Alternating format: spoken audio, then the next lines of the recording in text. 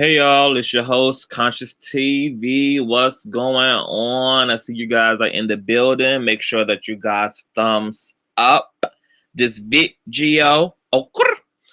If you haven't subscribed, make sure that you subscribe to the channel, honey. Okay, make sure that you set all of your notifications so that you may keep up with the late great and always amazing episodes of the Conscious TV Kingdom. Okay. What's going on, chat? Hey, just be real. Hey, nutritionists, what's going on? Baby mothers. Hey, T Trisha. Hey, baby. What's going on, Jennifer? Is it Azasia?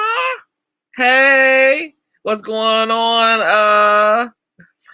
My double A. Hey, Conscious TV and crew. What's going on, Diana? Lovely Shondo. Ciao. I guess I'm gonna let y'all give y'all congratulations to y'all new president and vice president, Mr. Joe Biden and Mrs. Kamala Harris, honey. Yes, God. This what y'all wanted, and this what y'all got. Okay, so I'm happy for y'all. Y'all already know my drift on the president and the government. Team too much, team extra, team not interested. But you know, if my people are happy, then I'm happy for my people. Okay.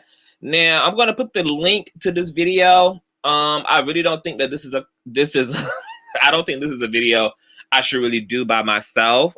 Because you know, I'm gonna be a little sour puss, you know, because politics is just full of crap and always have been. So I want some really enthusiastic people who are really feeling the moment and who are really appreciating the victory and who are really into this voting season to have an opportunity to come up here and to just, you know, speak your shit and feel good and, you know, all of that good jazz. I'm gonna put the link, honey. Let me find the link. Let me find the invite. I'm going to put the invite on the screen. We're going to get into some things as well. What's going on, Art? Hey, Mika. What's going on? I think I just put it in the chat. Let me also... We're going to get into some gentlemen's panel tea as well. Maybe I'll start there first. Before we get into the political discussion. Because I'm going to be honest, like, I'm a little discouraged. And not because of the win, obviously. Like, I can't stand Donald fucking Trump. Like, I can't stand him. Never have stood him. Don't stand him now. And I'm so glad that his goddamn toupee got snatched like a goddamn alien abductee inside of a fucking triangular-shaped UFO. Because Donald Trump was really feeling himself. And he thought he was really untouchable. So I know that him losing this presidency was a total narcissistic injury for him. And he's going to be bitch fitting and raging, you know, from here to Timbuktu, girl. Like, this is going to be his new Love and Hip Hop Mona Scott Young storyline for the rest of 2021. How there was so much voter fraud and how Joe and Kamala cheated their way into the top, and you know, his lawyers are going to be demanding recounts. I know that the state of Georgia is already starting the recount process. And apparently, like, his wig might get shook even more because historically, no recount has ever resulted in the losing party taking the victory. So he has like little to zero chance of it even making a goddamn difference, even if they do recount the votes. And secondly, it may come out that Joe actually won by a little bit more of a landslide than the initial count, because historically, when there have been recounts, a lot of times the winning president actually had more ballots in favor of him than not.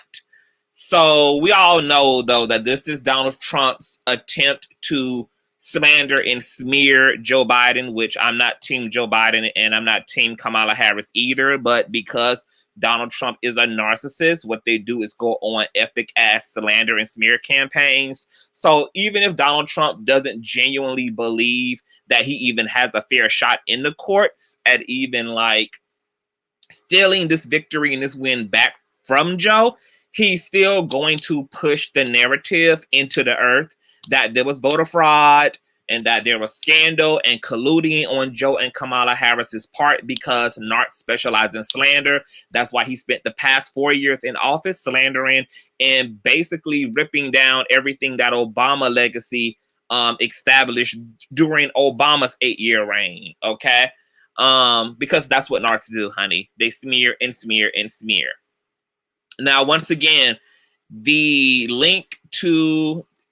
Did I put the link?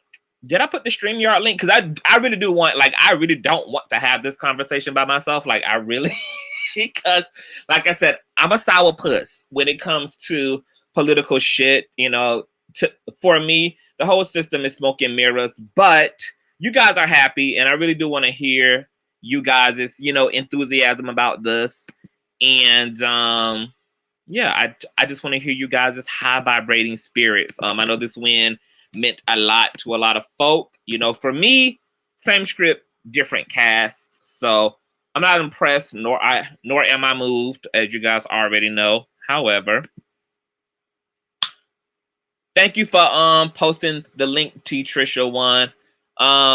But so you guys decide if you want to come up before we get, because I do have some things that I do want to say about this election, etc. But let me read some of the comments because I want to get into the gentleman's panel first. And then dumpster dive in. What's going on, Quiet Storm? Hey, baby. Exactly. His niece spoke and said he will not listen to anyone. And let me put it up here. And this is the first thing that his power and money could not control. Yep. And that's exactly why this narcissistic injury is going to be out of control. And you know what's so funny about Donald Trump losing? Like, the way he behaved was so cringeworthy. Like, I have never seen such a pretend sore loser. I mean, I was already turned off, but that, like, his behavior as he saw himself slipping away, as he saw the Oval Office just blurring out, right before his very eyes, honey, Donald Trump lost his everlasting mind, honey. And it was just so cringy because I'm just like, dude, I can totally believe now for sure. Remember when we had that gentleman's panel and Donald Trump's comments around the fallen soldiers had came up, and it had came out that Donald Trump basically like didn't want to go to the gravesite of fallen soldiers because he just thought that anybody who lost their life during battle was weak and pathetic. And I was saying on that episode that I totally believe that because all narcissists identify with victory because they have no real self-esteem. Well, if anything couldn't convince me more that Donald Trump made those disgusting, deplorable statements about soldiers who fought for their country and fought for this country and died while in battle, it was him and his attitude toward the end. Look at how he can't even take losing himself.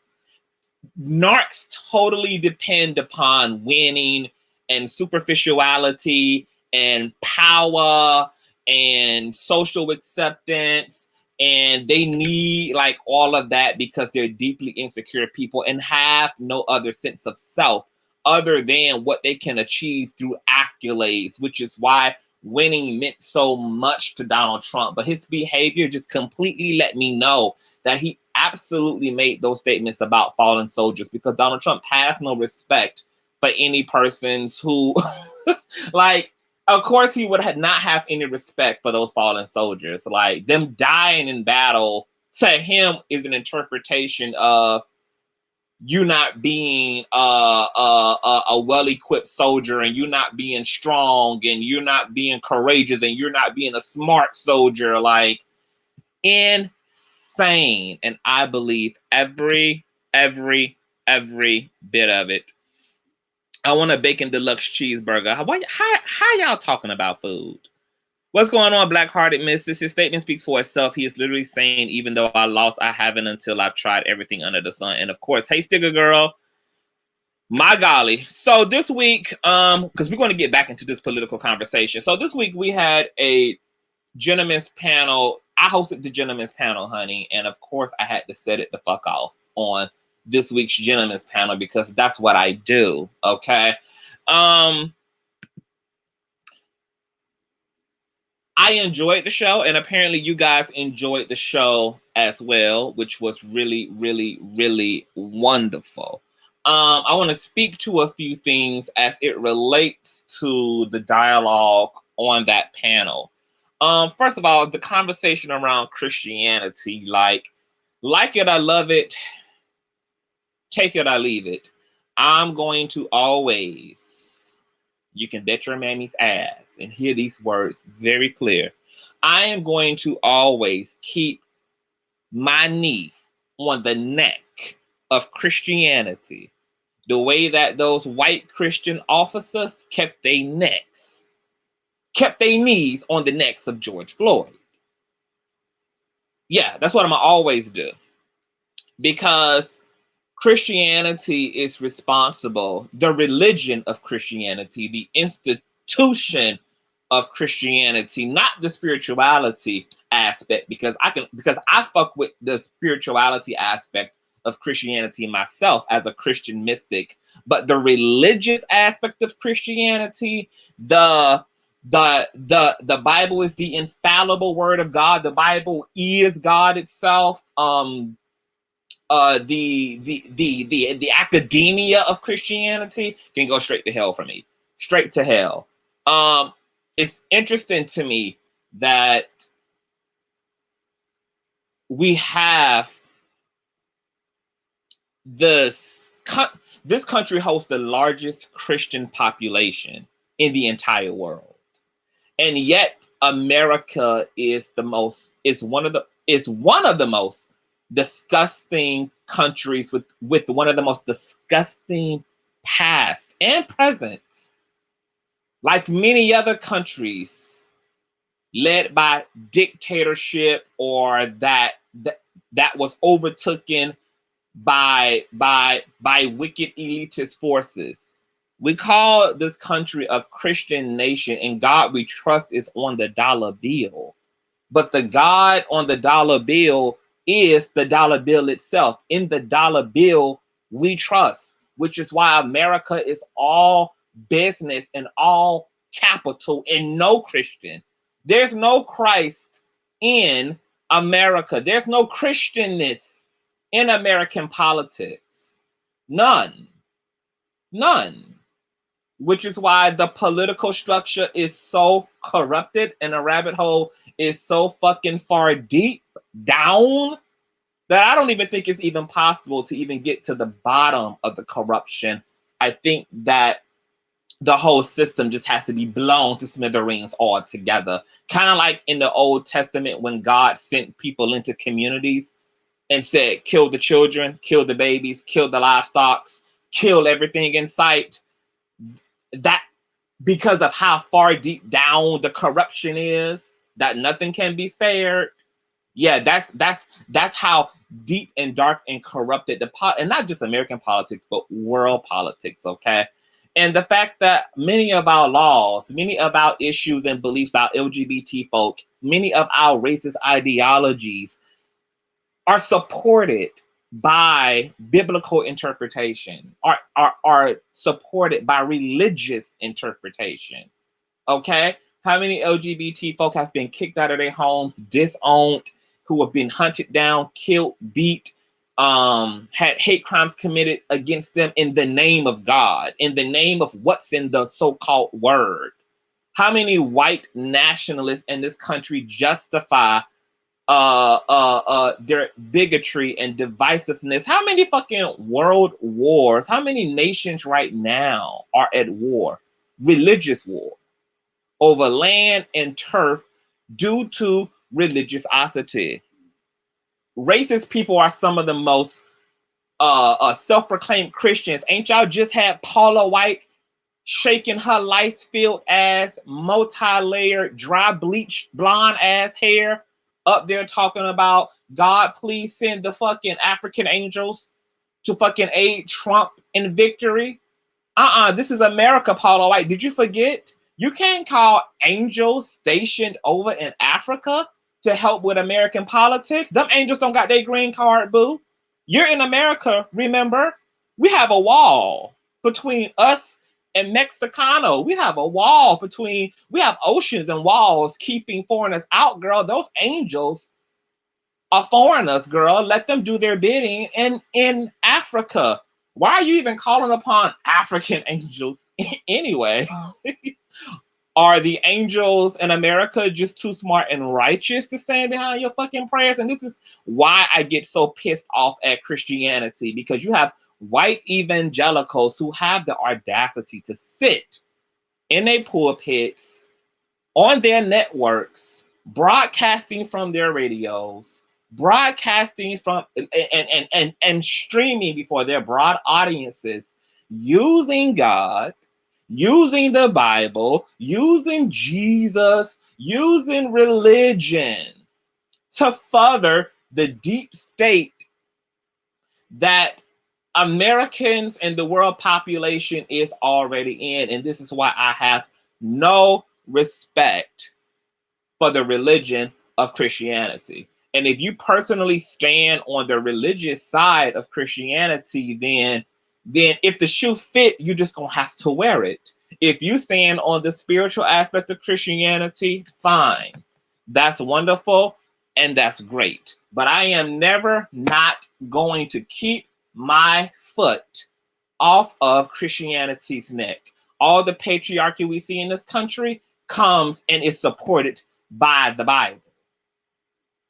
You being 2/3 of a human, the way that foreigners or white Europeans thought that they could treat you as indentured servants and convert that into cattle slavery, they was able to justify by way of the scriptures. I mean, you can look in the scriptures and justify any fucking thing, which is why I don't support basic ass people getting a hold of the Bible, because the world has become fucked up.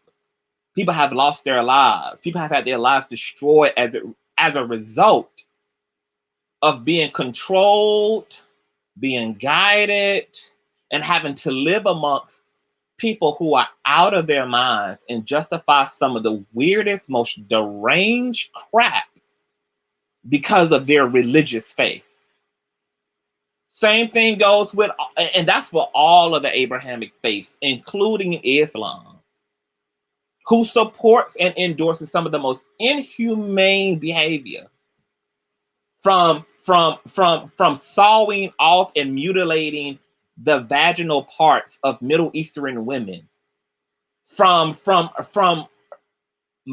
being motivated to act out domestic terrorism, international terrorism, and terroristic attacks in the name of Allah and in the name of their God. When it comes to God, that's a very scary conversation because of what people are able to define as God and then justify under the pretense of religion. And I can't do it. I just can't do it, honey. I can't do it. Let me pull up this thread real quick so I don't miss the stream, honey. Oh, y'all in the chat just trying to rub it in, dang. The African angels are already here and they voted. Okay, Trisha. Girl, shit. America didn't even need the African angels. The descendants of Africans showed up, okay, to write out their ballots and submit their ballots and to show up voting, honey. We didn't even need the angels, girl. African people themselves showed the fuck up. People were tired. And apparently, according to the numbers, more people voted this presidential cycle than ever before in history because of mail-in ballots. So what that tells me is that most people haven't been voting because they've just been too fucking lazy to vote. People just didn't want to make the time to go stand in lines. People just didn't want to take the time between getting off work, picking up the kids from school, needing to get home, get dinner together, help with homework. Like, people just didn't have the fucking time. And when people had the time, people wanted to kick their feet up and recline. So if this mail-in ballot thing continues, this is how they're probably going to get more Americans to participate in presidential elections, because it was just really convenient. It was convenient to have your ballot in your mailbox, fill it out, send it out the next day. They should have been doing that. For those of you who love the voting process. Hey, Salted Caramel. My ancestors saying, nah, they want to listen hard-headed ass. Now move, we got this. The Bible has been used by humans to inflict too much pain. All the pain, honey. You know, and I'm always side on us black and brown people when we really stand behind Christianity, especially knowing how jacked up and fucked up Christianity has been to our people. And to continue to see our people standing behind a religious system that was used to replace our initial pagan, very metaphysical religious worldview that we natively came over here with, is even more weirder. Like, niggas got more defense of the Bible than they do hoodoo and voodoo, which is more native to their ancestry than Christianity is. Even though we know that the oldest version of Christianity was in Ethiopia, the longest and oldest standing of Christianity is from Africa, and it's a different type of Christianity. But in terms of our ancestors, what the niggas on the Amistad ship was practicing wasn't even that version of Christianity. It was hoodoo and voodoo. And niggas will use a European revisioned Christianity and defend that, and then will use that revision and revised Christianity to demonize their own ancestral practices. Make it make sense. Make it make motherfucking sense. Everybody's so fucking black and everybody's so fucking proud, and you can't even tap into, learn from, feel comfortable, and align with the spiritual and religious systems of your own fucking ancestors out of some attempt to identify with what is currently being practiced as a white man's religion. It's just so weird to me to see black and brown people who have more to say about hoodoo and voodoo and then use religion, Christianity specifically, the same religion that Europeans use to rape our men in their asses, to rape our women and impregnate them, to have most of us die on the passage here to begin with, have us build the entire America off of the blood and sweat and backs of our people, and kept us psychologically incapacitated and kept us psychologically handicapped and essentially made us mental midgets by way and use of the Christian doctrine. The Christian doctrine. And then have the audacity when you look at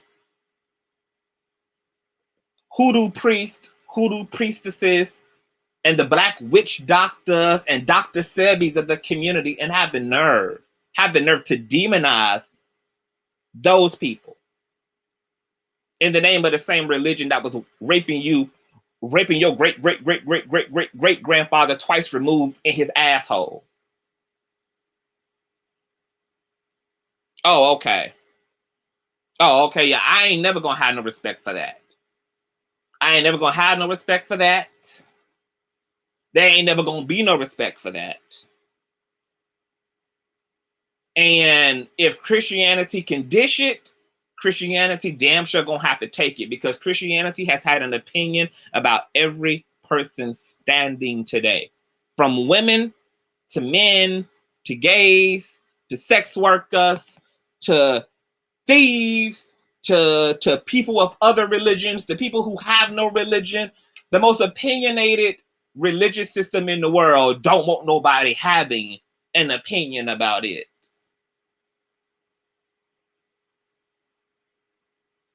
Yeah.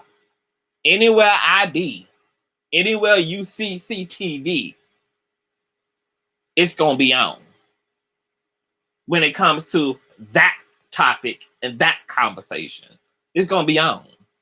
Always and forever. It's gonna be on. It's gonna be on. Always and forever. People want to talk about the context, the context, the context. How about you context hoodoo and voodoo? Get into what your ancestors was into. Get into the spirituality that they use to navigate the Underground Railroad. Get into the spirituality that they use to wade across the motherfucking water. Get into the hymns and the sounds and the chants and the deities in which they summoned forth and called upon, that traveled through their DNA, that gave them the heart to free themselves from a serpent system, that gave them the power to transcend circumstances and situations that would have led to their untimely death. Get into that context. I don't want to hear about no damn Moses parting the damn Red Sea when we had Harriet Tubman parting the goddamn Underground Railroad.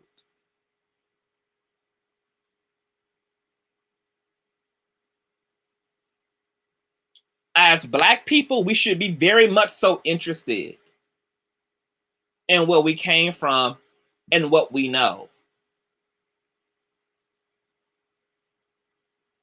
And stop fucking sitting Indian style underneath the goddamn dinner table of Massa and his goddamn pasty face family, thinking that we getting ahead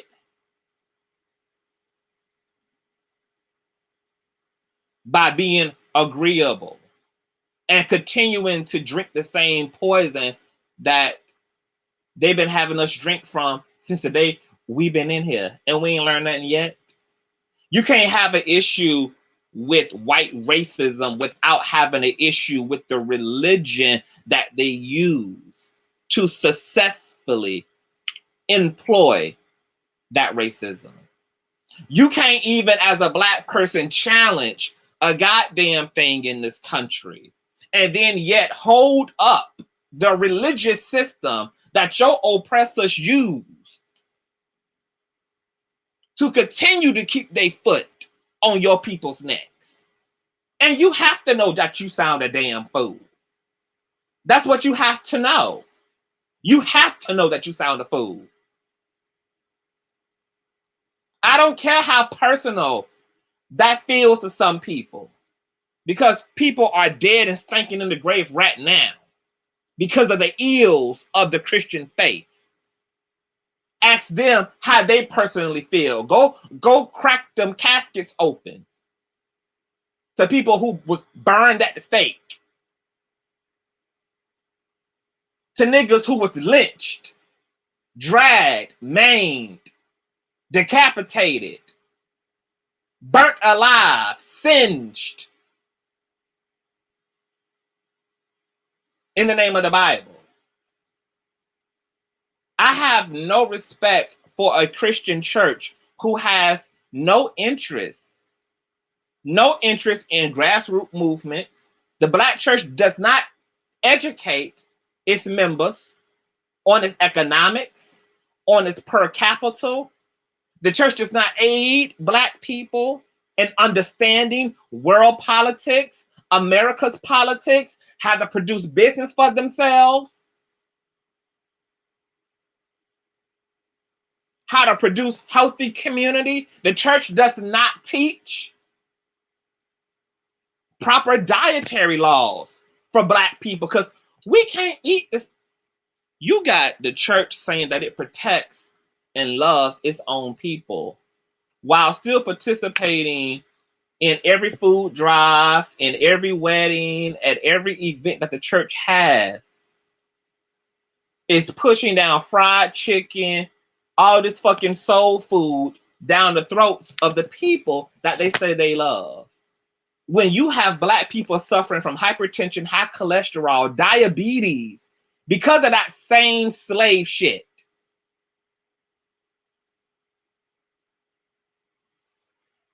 Growing up as a Black American in the church, I was not taught about who the fuck I was as a Black man.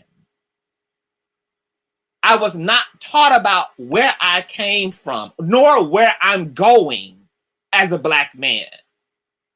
I was not taught about what was done to us, what was done to me. The Black church did not teach me about the system of racism, systemic oppression.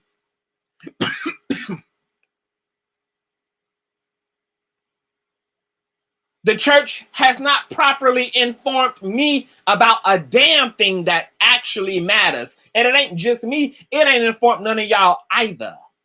Y'all ain't informed either. Y'all ain't informed either. Everything that you know about what it means to be a Black woman, to be a Black man, everything that you know metaphysically, you learned from reading books and content and listening to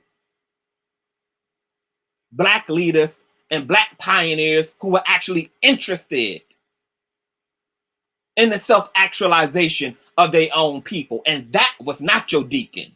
And that was not your pastor. And that was not your prophet. And that was not your prophetess. That's who it was not who informed you.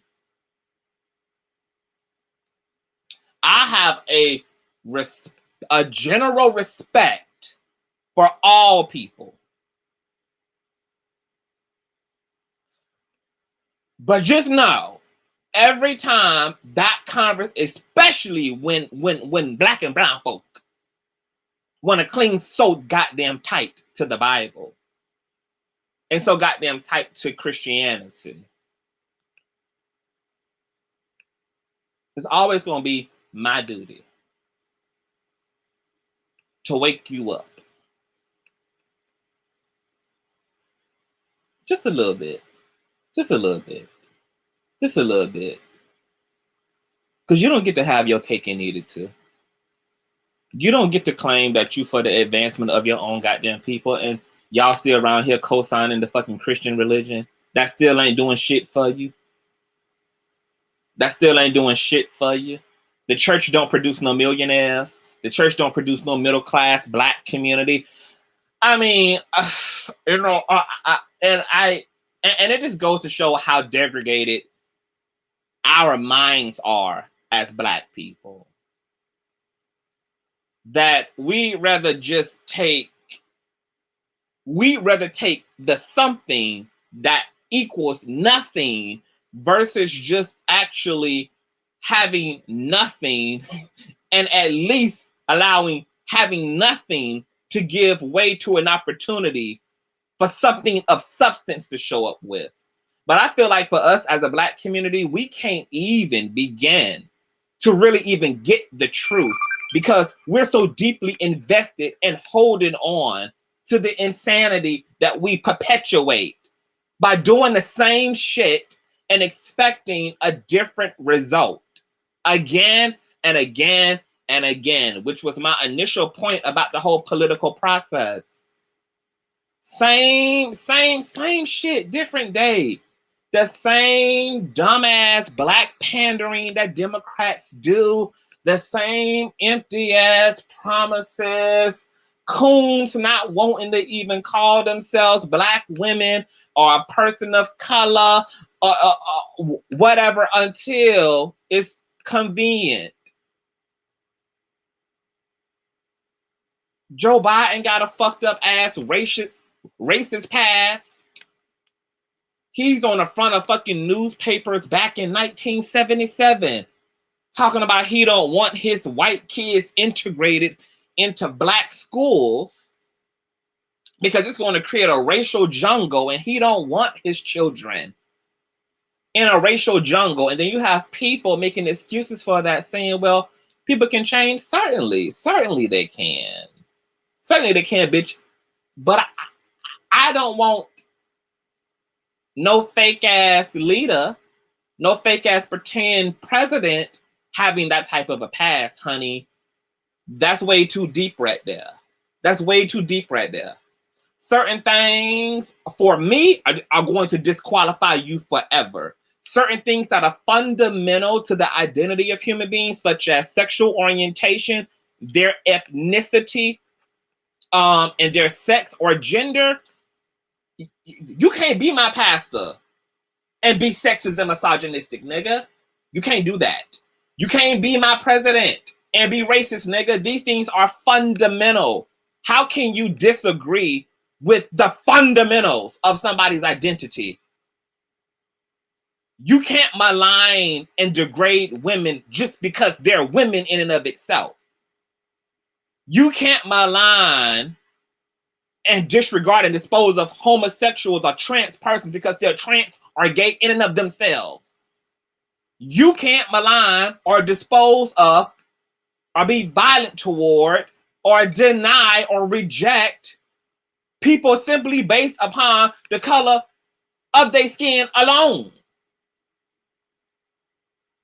And Joe can be a regular citizen who's unpacking and dismantling his privilege and making a change, and I would be all for that, bitch. But do I want my so-called president having that type of past? No. The same way that I am completely uncomfortable with Kamala Harris's San Francisco track record as district attorney. The same way that her flip-flopping through her fucking race, everything about her track record bothers me. So when people were saying voting Trump or voting Joe was the lesser of the two evils, for me, it was no lesser. It's a transference of corruption. It's a transference of wickedness. We as Americans are such in a deep state that we actually prefer our evil to at least be palatable. To be palatable. And somehow we get brainwashed and suckered into believing that our only choices are between two fucked up ones. Two fucked up ones. And then people have so much to say about people who didn't vote. What happens over the next 4 years for those who voted? That blood gonna be on y'all hands. Because you put your hand in that fire.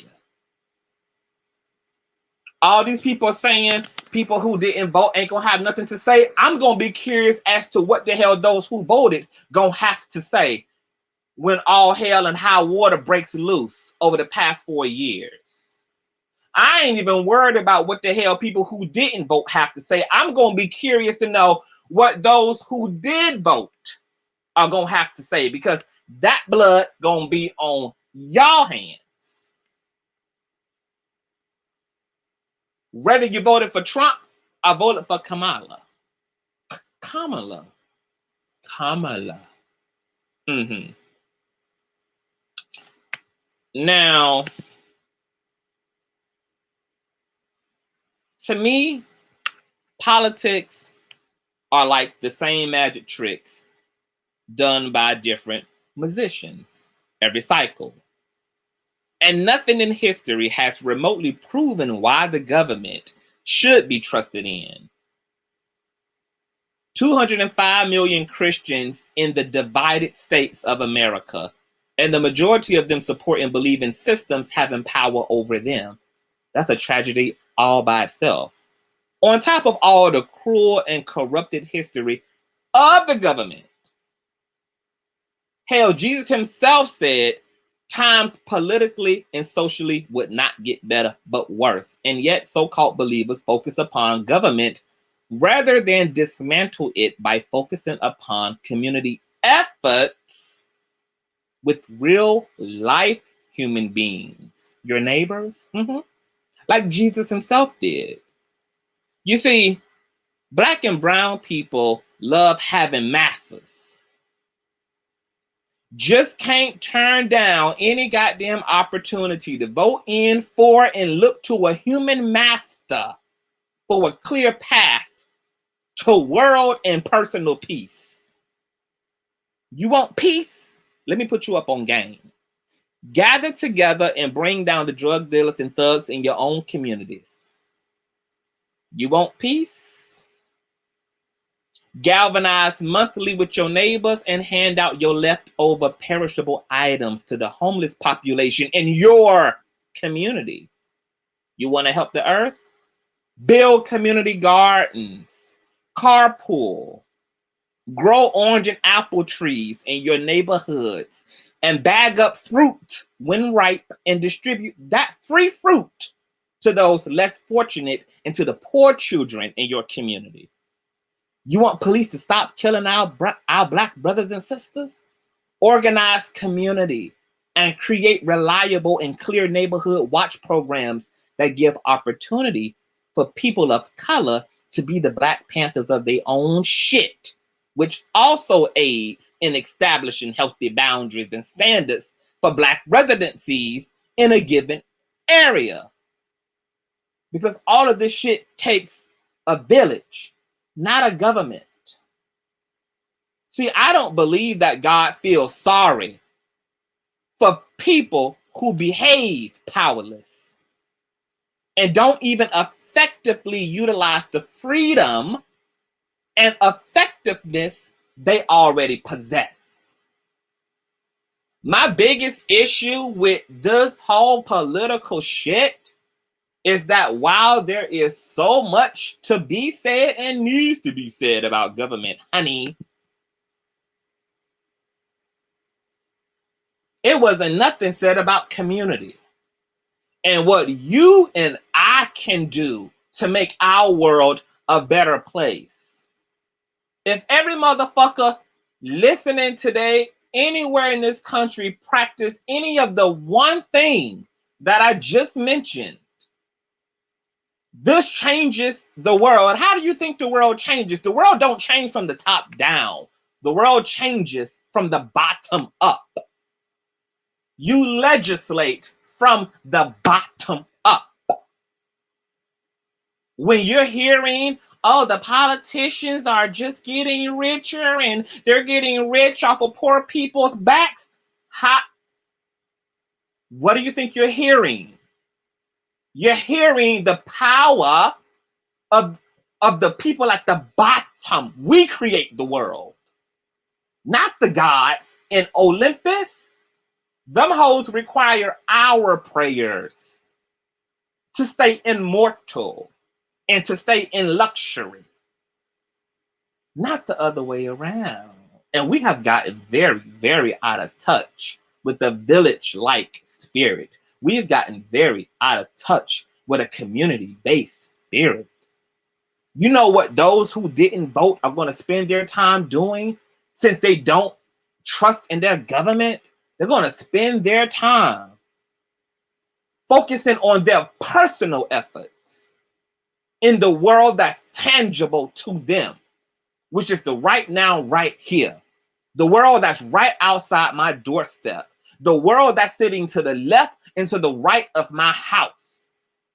That's what people who didn't vote are going to spend their time doing. Finding ways to personally improve life for themselves and other people, while not participating in systems that don't do nothing but provide convincing promises, convincing unfulfilled promises to them.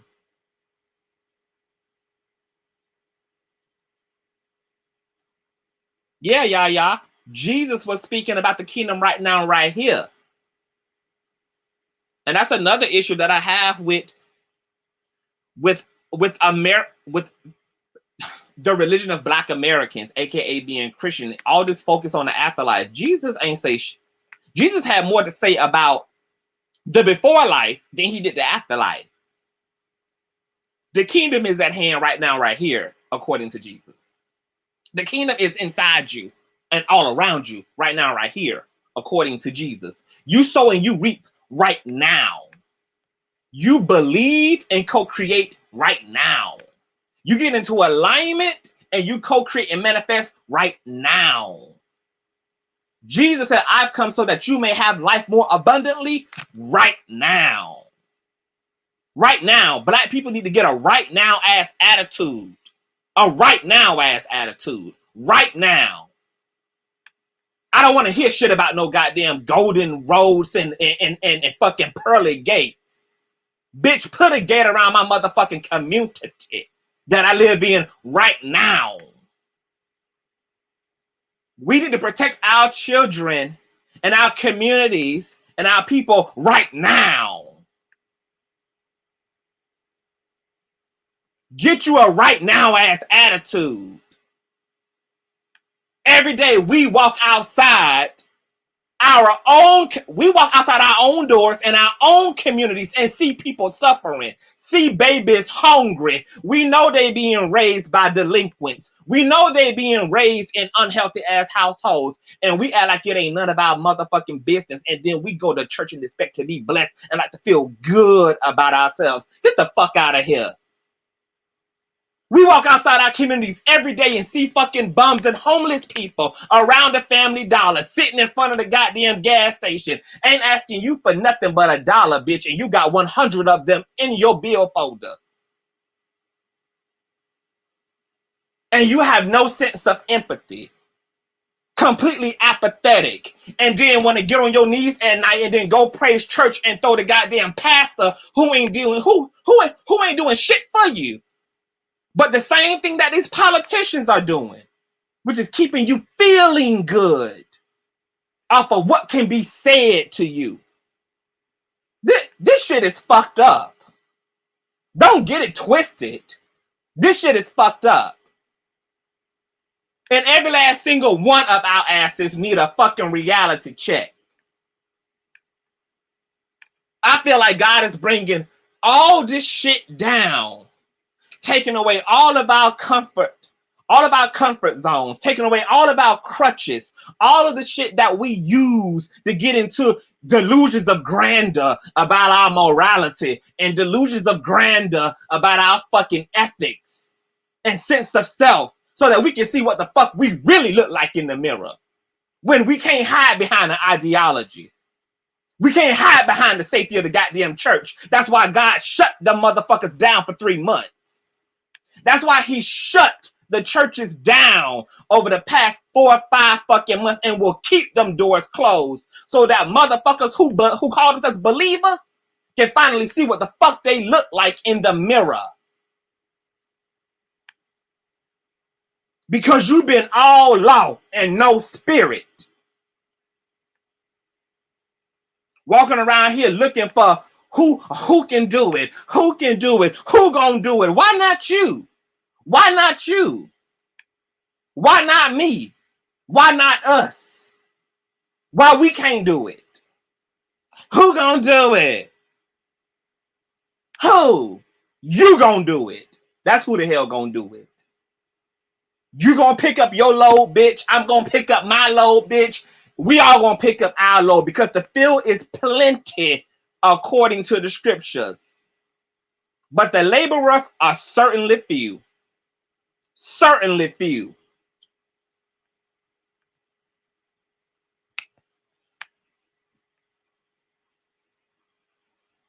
You want to fix up the motherfucking your neighborhood? Go paint them fucking abandoned houses. They ain't being lived in any fucking way. The resources needed to make them look a little better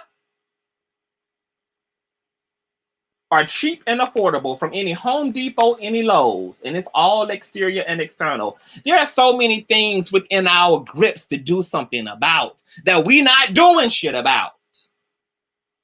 And then we wonder why we keep getting hoodwinked and bamboozled.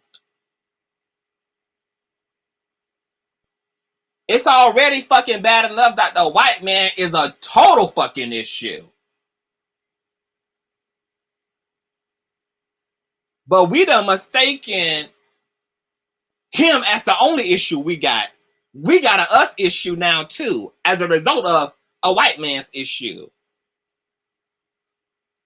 And what black people don't like to hear, but what we're going to need to do is we're going to have to work from the inside out on this shit, bitch, because white people ain't going to never save you.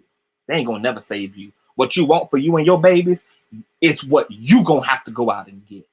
It's what you going to have to teach their ass. And this whole shit about reparations, look, I'm going to end on this. If reparations is not talking about a transference of power to minority people, of black and brown people, then reparations are of no good. What we need not to do is ask the white man to be fair to us. What we have to do is demand power. Because when you have power, it doesn't matter if a motherfucker want to personally be kind to you or not. Because you have the power to liberate yourself and to defend yourselves against known enemies.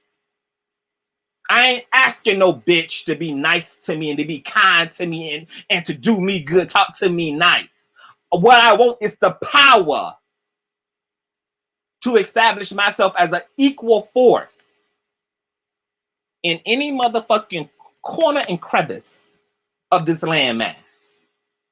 Power, power, power, power. Power. And do you know why white people don't have to fucking be nice to you?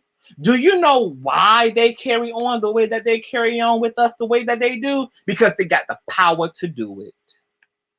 They got the power and the resources to deal with your ass if you want to call yourself effectively challenging them. They have the power to protect their narratives and their perspectives because they run the world. They run the news cycles.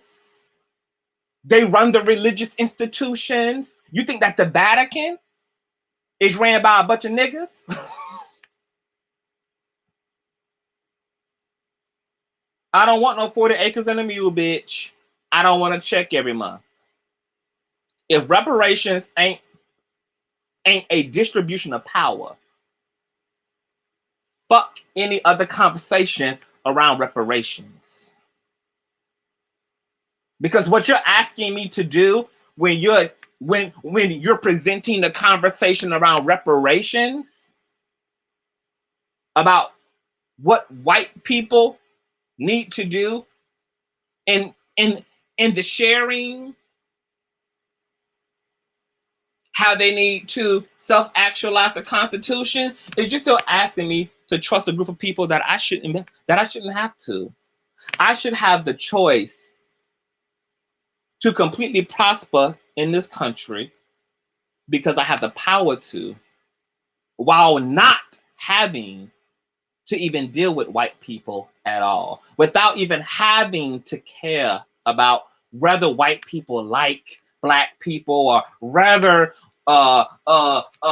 we're safe with white people. All I want is the power to protect my personal bubble.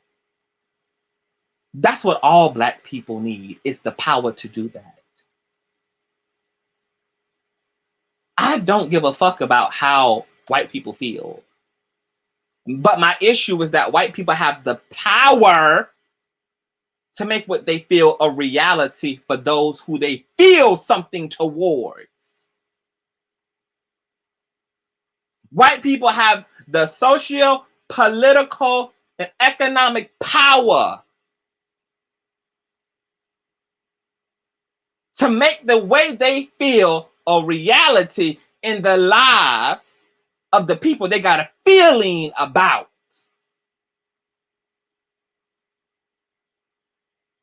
So if we ain't talking power, bitch, as far as I'm concerned, we ain't talking nothing. And guess what? Another ugly ass truth that gotta be swallowed way deep down, past the Adam's apple,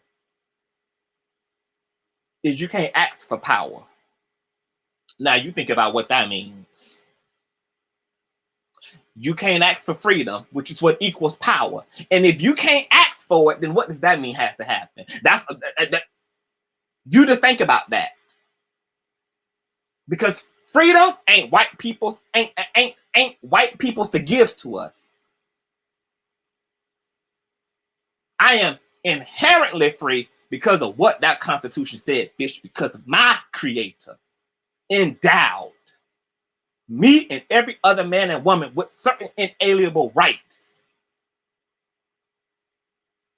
that transcend social programmings and social constructs. Now, see, bitch, that was the most metaphysical line in the whole goddamn text right there. That was the most metaphysical line in the entire text. So, with that being the case, because that is the case, this ain't about asking for permission. So that means that whatever it requires to make that a reality, whatever that is, whatever it takes to make that first line a reality, whatever it takes, I'm very open to the whatever in capital bold letters, the whatever it takes. What? Hear me clear. Whatever it takes. Since that is the actual case.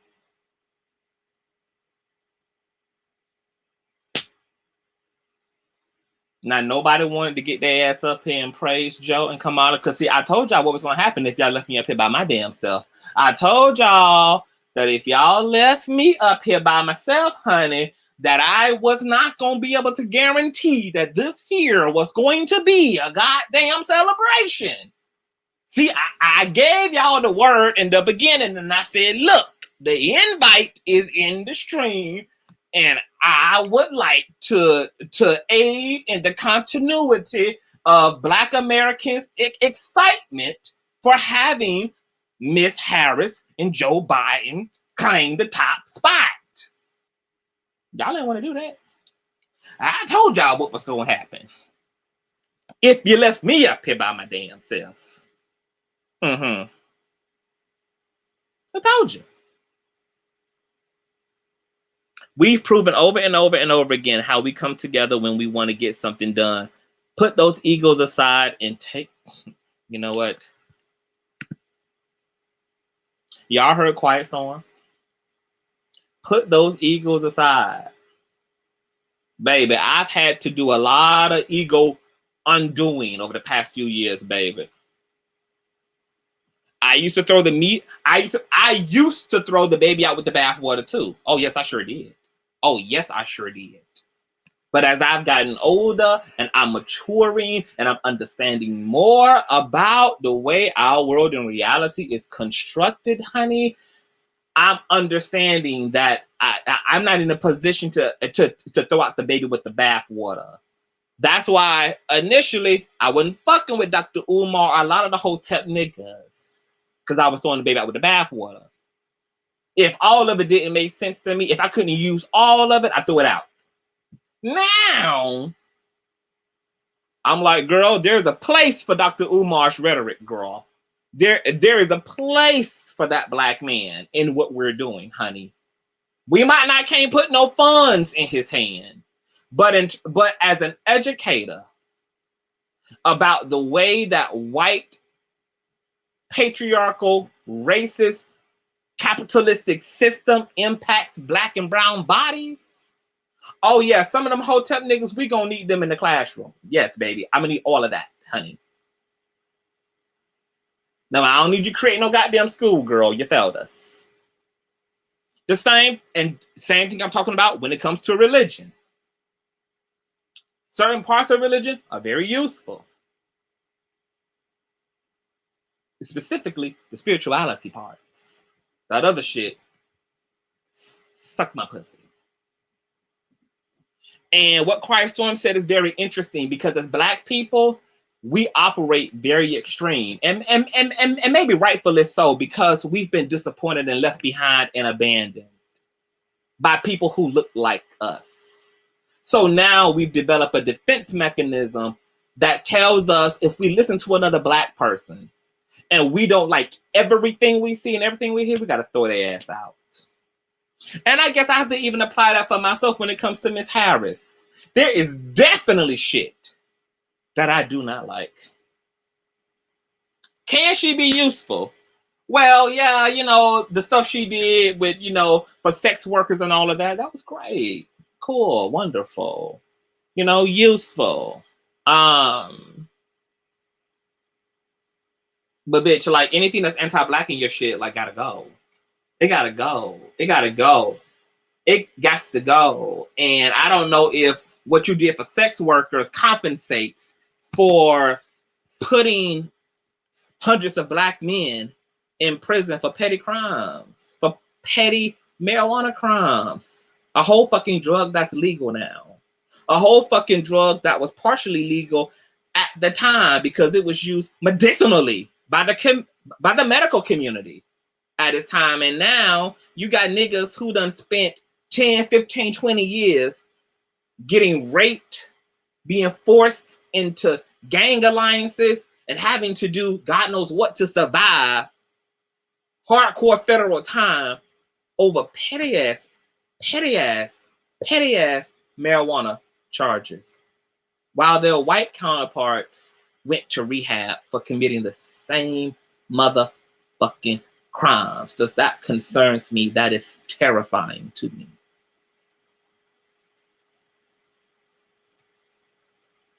That's terrifying. To me, that's terrifying.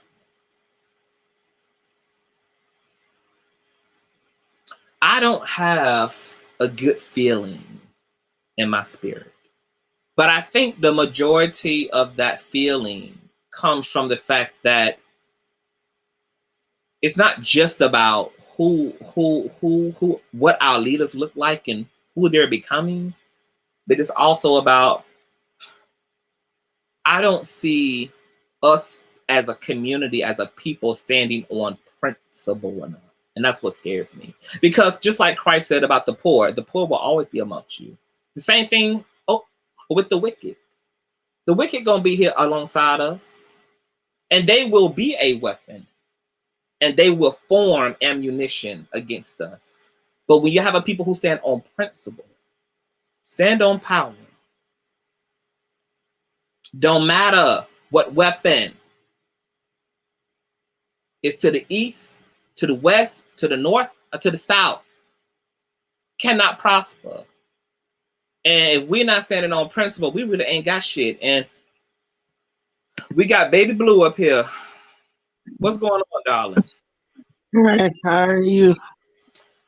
I'm hoping that you want to come and counter some of the morbidness that I am exuding and bleeding out on this live today.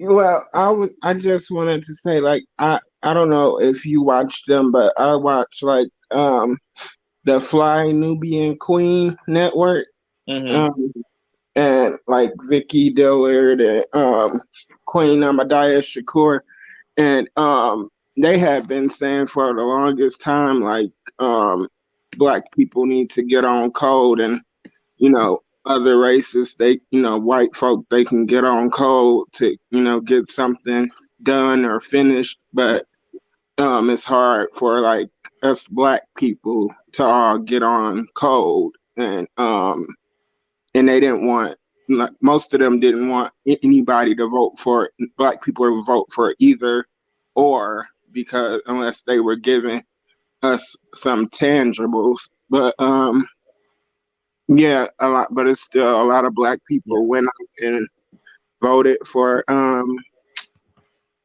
old dog, what's his name, Biden. Yeah, so and a lot of Black people are happy.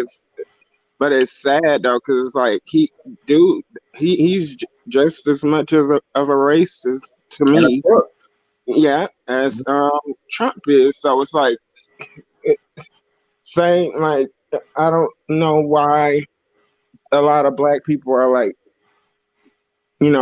just really happy about this and can't see like what some other Black people are seeing. Like, and the Democrats, they've been doing this to Black people for so long. Like, they don't give us any tangibles, but they want to put pressure on us to vote for them. And if we don't vote, we're going to die and all that. Yeah. The same stuff every time, every voting cycle. And like what you just said is what bothers me so bad, because the reason why a lot of minority people can be happy about this win is because, and maybe it's due to racism. Like, I know that we are a deeply traumatized group of people. We've had to sweep a lot of things under the rug. We've learned to bury our secrets, bury our pain, do what we need to survive. But this is something that is to our detriment now, because it's also causing us to not be able to see our enemies in HD. As long as our enemies are willing to put a smile on, as long as they're willing to come to the cookout and show up. And just like that's been my problem. Yeah, because she showed up. Just like Miss Harris showed the fuck up at the versus battle for Brandy and Monica, and I'm just like, bitch, yeah, you ain't never showed your ass up to shit, like, right? Out of here, other people have been addicted to performative. It's like, a bunch of black people gonna gather for Brandy and Monica because that's for the Black culture. So let me, insert myself into that before it starts and say, hey, go vote for me and the Democrats. Don't forget to vote. Like, that was real. That was so strategic and manipulative and so. Yeah, they think we stupid. They think we dumb, blind, like all that. They think we deaf. I don't know. They just, it's ridiculous that but they Blue, treat. Like we talked about in relationships on here with Conscious, people treat you how you allow them to treat you. When you show that, they can get what they want from you and they don't have to offer you nothing, then they already know what to do with you. Right. Our community, unfortunately, has not been demanding anything. First of all, when Biden told our community that if you didn't vote for him, that you're not Black, it should have been an automatic tank in the polls for him. He got no pushback. Right. And see, he got pushback, but it was from the grassroots new grassroots Black media people, like people like Conscious. I wish Conscious was like on a global scale, like what I mean is where all Black people at one time could hear him and hear, what Vicky Dillard and Queen Amadaya Shakur and other people, pro-Black people who are, who are they were all on code as far as like, okay, if they ain't giving us no tangibles, we shouldn't be giving them no vote, period. And now what I was meaning by the pushback is, prime example, I live in Virginia. In the Governor Island race, you could pinpoint the exact moment he lost the race. When he called a man a macaco, he plummeted in the polls, and then they voted his butt right out of office. When he made that statement, the Black community should have immediately turned on him and voted for any damn thing besides Biden. Right. Y'all write in some damn body, but you don't give your vote to him when he has disrespected you and gave you a little token person. See, it's really easy to do a performative act that has no substance behind it. Why wouldn't I give you a Black female VP when I don't have to do any laws that will help your community? He has willing to make laws that is destructive to our community. I keep telling people, you need to know your history. Anytime they wanted to do their worst to us, they made sure they got somebody that looked like us to do it. And if they think that history is going to change, nobody does anything that doesn't work for them. They have had over 400 years of this working for them. Do you really think they changed their stripes? Right. And then we have so many, people like Conscious said earlier, people that look like us who are doing the bidding for, our open enemy, and exactly. And then they turn on their own people, sell out their own people for a few crumbs or whatever. Well, because it goes back to all skin folk and kinfolk. And it's unfortunate, but we have been in denial that we not only have to deal with those who are against us outside our community, we also got to deal with the ones inside the community that's for us neither. Right. And Yaya, she said, most people don't even know how to grow food. Yeah, that's very true. And that's like something that, people long ago, I know my mom, she told me about how her grandmother would grow fresh veggies and things like that and fresh fruit, and taught her how to do those things. But like as generations got passed down, a lot of that got lost. Like it's not a whole lot of people that grow their own food, not nearly as many as could be. Yeah. And I do want to welcome hey Purple Love, I just want to say hey to you. And we got a Yes Bitch TV is here in the building. Are you there? I'm here. How's everyone this evening? But I am all right. I like that. Yes Bitch TV. Yeah, I have been speaking for the past hour, so this is just an open panel. I'm gonna let y'all have it. I do my little ad-libbing, but I want y'all to say whatever y'all need to say. I'm just going to be real brief. I'm preparing to do something in a minute, so I just wanted to come. I was, I was listening in the bushes, and I was listening to a little bit of the conversation, and I just wanted to add my little 2 cents, if that's okay. Okay, and we want to say hello to Jay Wilson, who just entered the stream. Hey, hello, hello. Hey, Jay Wilson. Hey, how are you? I'm doing well. Yes, God. Yeah, well, you better call on him.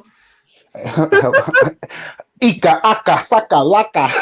Wait a minute, Jay Wilson. You gotta do the big chant now. You gotta call in the African angel. Let me tell you, that African angel came to Philadelphia and got in them votes. She should have been calling Charlie's Angels. Hello. Hello. Okay. Exactly. So she done had her Papa leg pop moment, y'all. There was a woman in Virginia Beach that was trying to call on Papa leg pop do a curse against a Black person. She was a Caucasian. She drowned in the bathroom. Oh wow. And people kept warning her, especially from our. They kept telling her, "Don't do it. Y'all need to let me live." And I was like, "Well, how's the living part working out for you, honey?" Okay. Well, all I wanted to come on here and say real quick was that, I hear that I definitely do agree that there are some things that we need to be watchful with Joe Biden and Kamala Harris. But at the end of the day, like when we had 15,000 other candidates, for the Democratic, nominee, we would just acted like they didn't exist. So now that we're here, I feel like anything, and I hate to be one of those people that say, I'm glad we have something other than nothing, because that is exactly what Donald Trump has given us these last 4 years, nothing.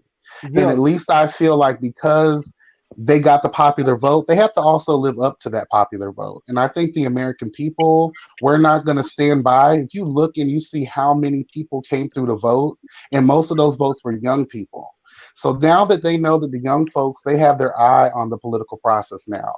We're not stupid by a long shot. So what's going to happen is, I feel as if all of those promises, I get Kamala has a shady record, but she also stood out publicly and stated that if they get the presidency, they will decriminalize marijuana, and that will be retroactively. So she's going to have to stand by her word, because I don't think that this generation is going to allow them to just do anything, because you're only there because of the people. That's what I want her to do. After she decriminalizes that marijuana, I want her to also free all of those black men who are currently locked up because of those marijuana charges. And when I mean retroactively, that's what that means, I would hope.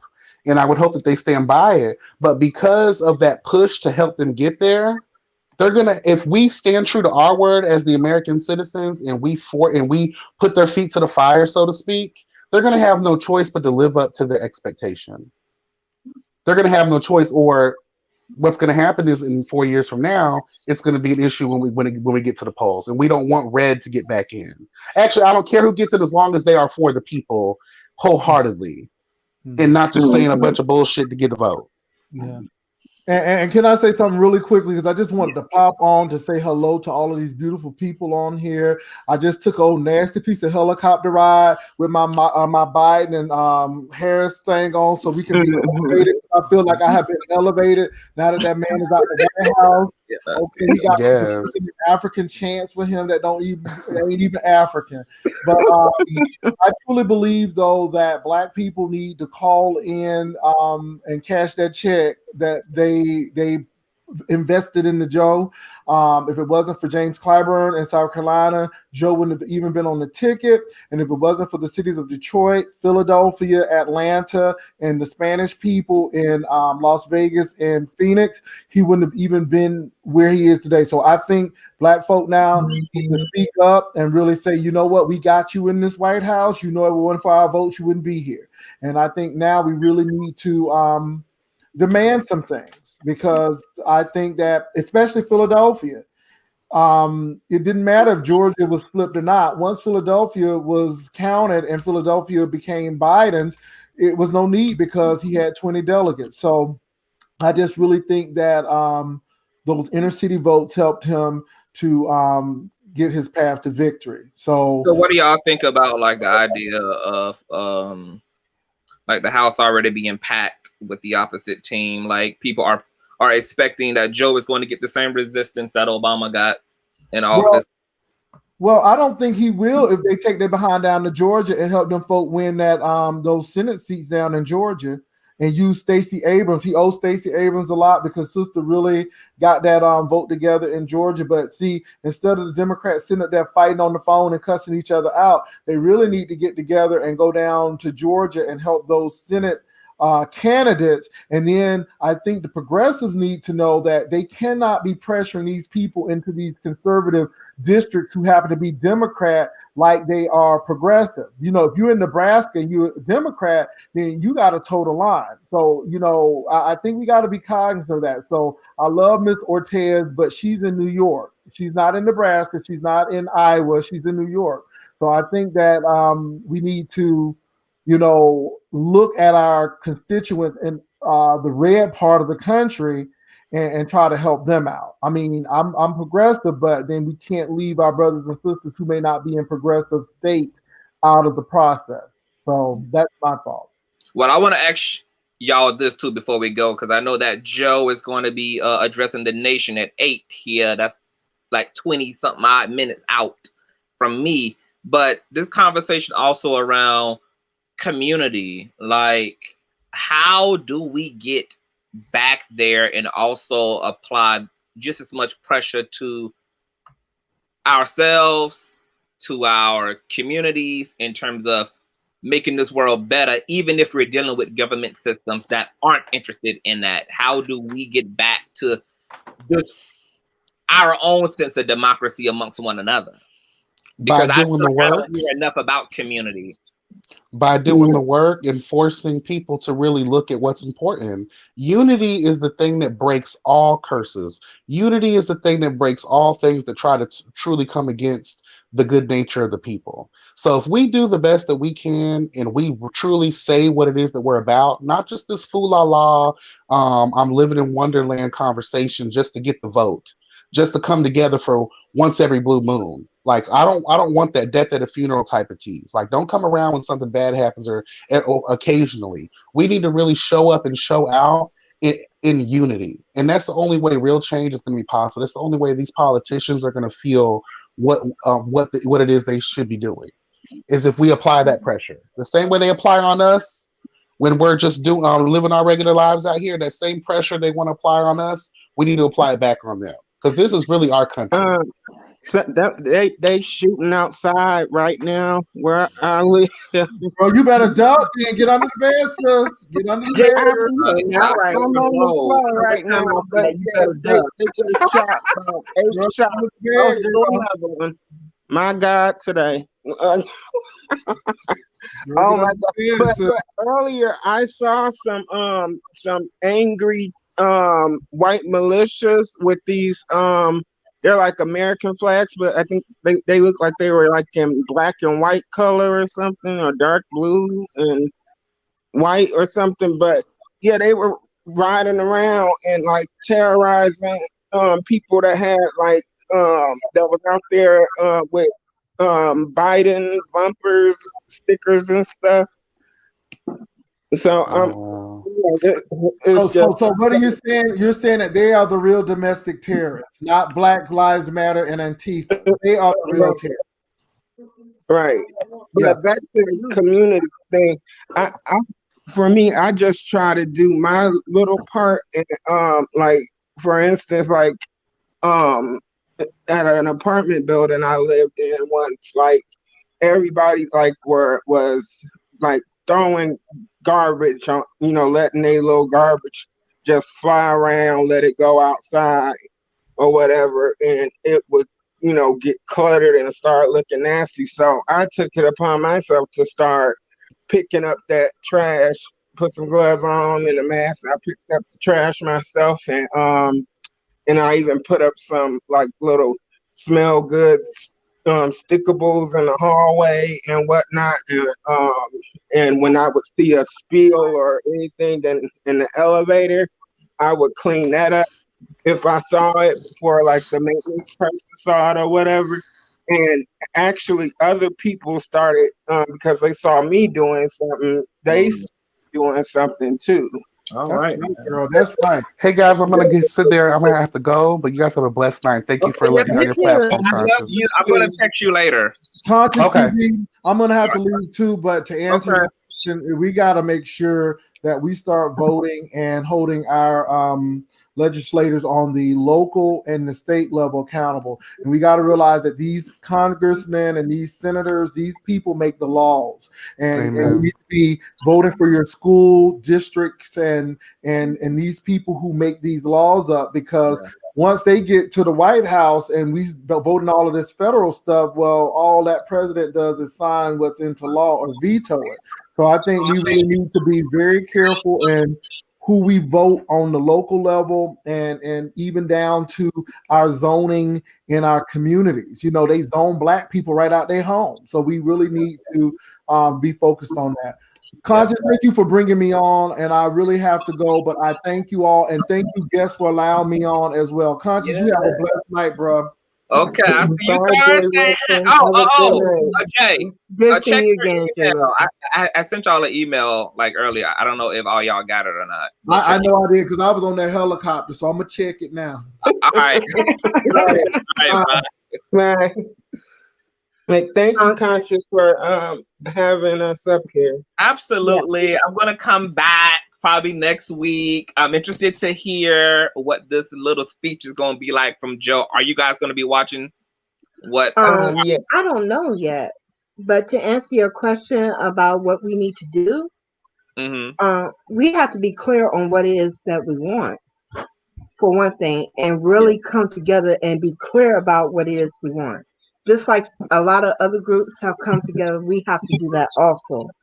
But I probably will watch out of morbid curiosity. Okay. I will be joining you in your morbid curiosity.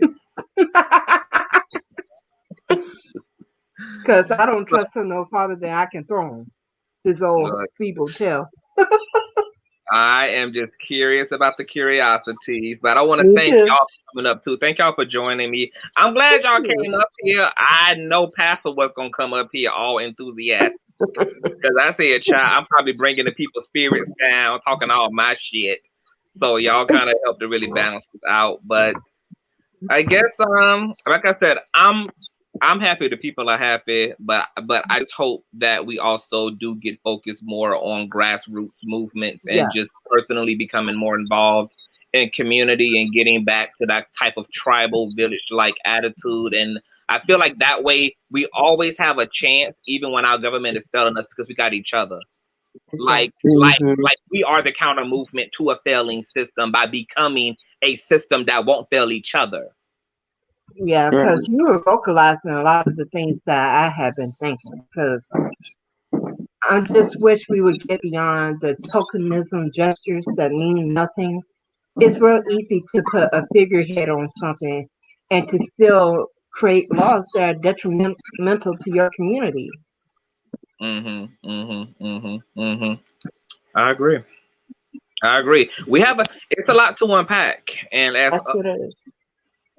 as Blue said, you know, it's time for a lot of us to really start coming together and strategizing and putting our minds together, and it's time out for a lot of this divisiveness, and it's really time to be unified and to get a game plan together for our people and to give people a trajectory and kind of just a starting point, because we're talking about these things, but we really don't know what that looks like. And as corny as it sounds, it does start on a micro level, like what Blue was saying, just as little as just maintaining your own community, not allowing yourself to litter, don't allow your children to litter, just holding each other accountable.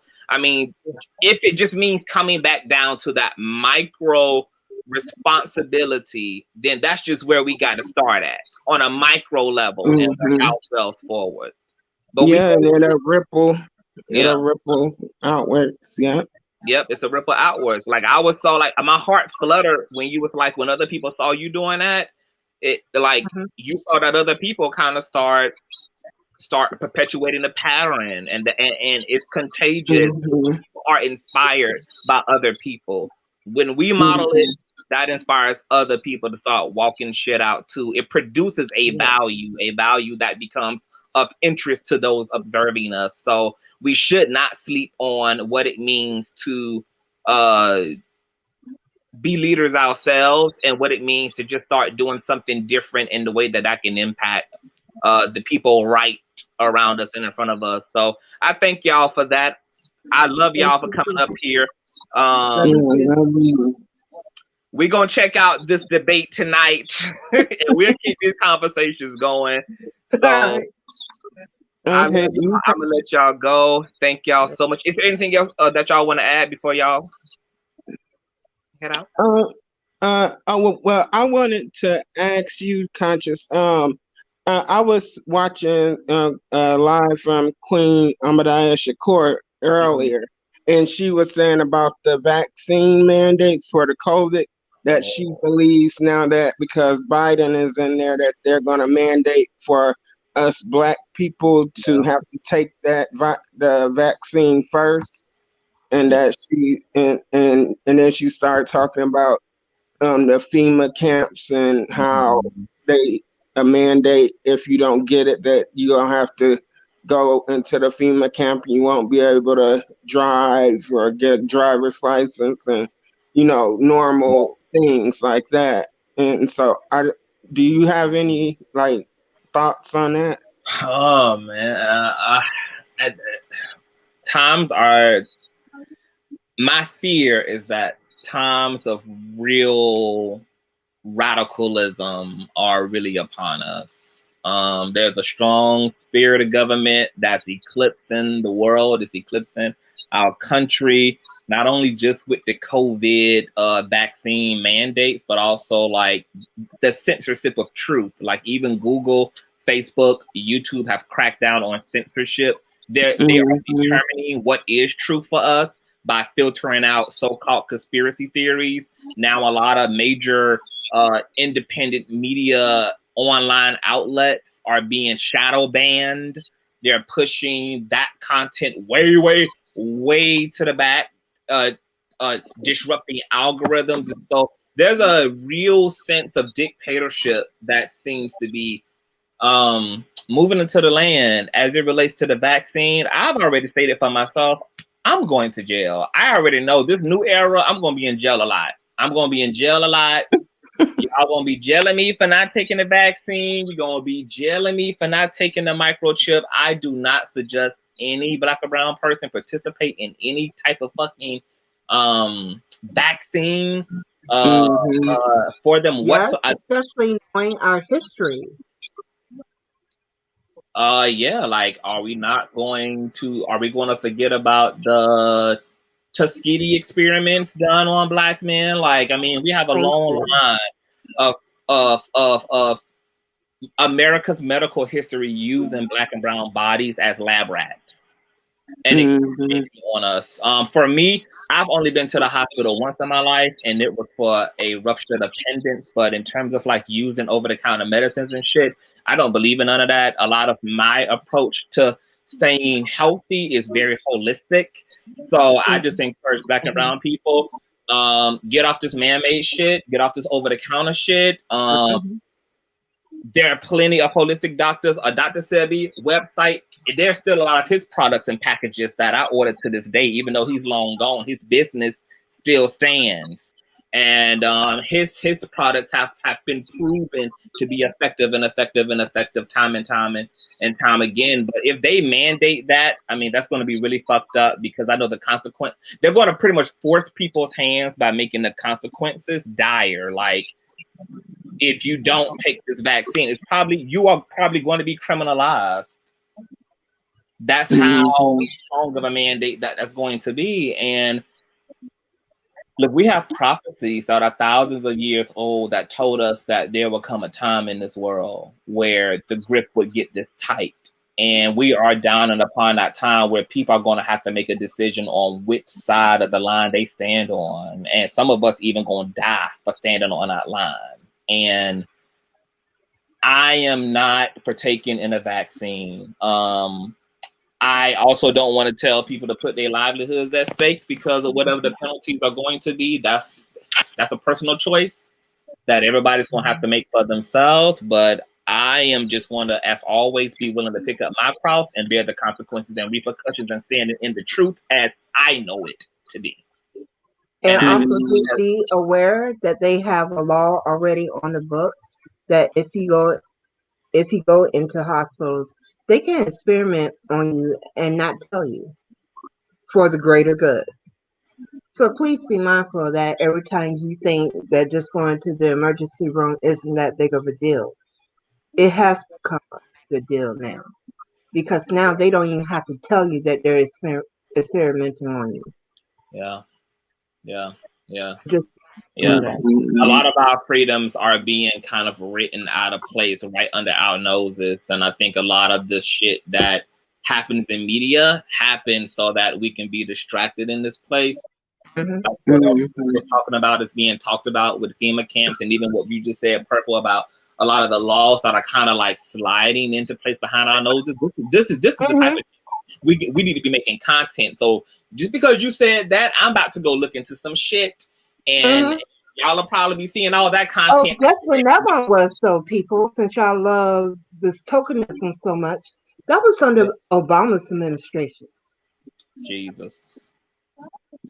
See, you got to be careful who you loving on, because everybody that you loving on is not loving on you.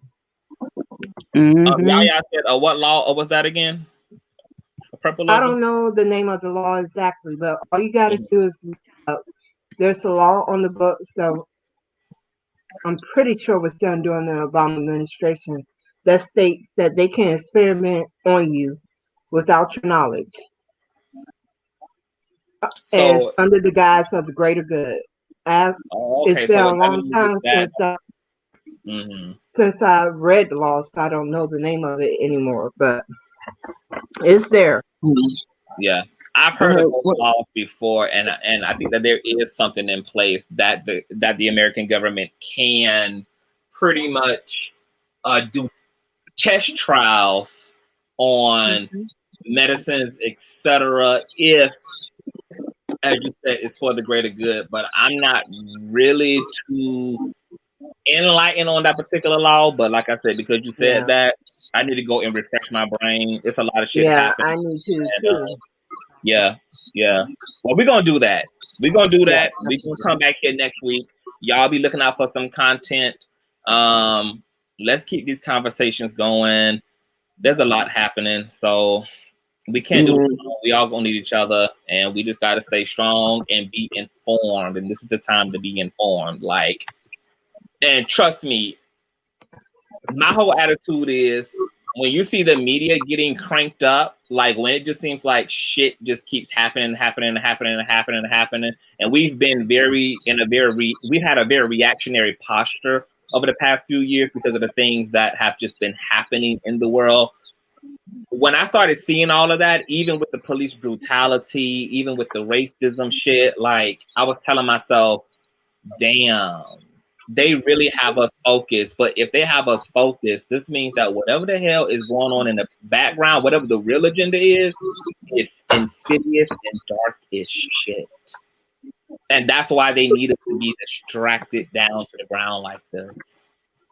That's why they need us paying attention to the televisions and the celebrity bullshit and blah, blah, blah, blah, blah. Because whatever the real agenda is, because you always get the propaganda agenda, you always get the smoke and mirrors agenda, and then the real agenda is playing out in the background so that it goes undetected and completely cloaked. But stay woke, you guys. Stay fucking woke. Keep your eyes wide open. Keep your third eye open. Stay informed. Continue to just drop gems. Spread your truth. Become a content creator yourself. Like, don't hold back on your people. Like, we need all of our moving parts in place right now. So, I love you guys. Love you. Thank you so much. I'll be back with you guys next week for sure. I know some people talked about the Patreon. The Patreon link is in the description. You do have to create an account, but it's a self-explanatory thing. So just check out the description bar for those of you who are interested in becoming Patreon members.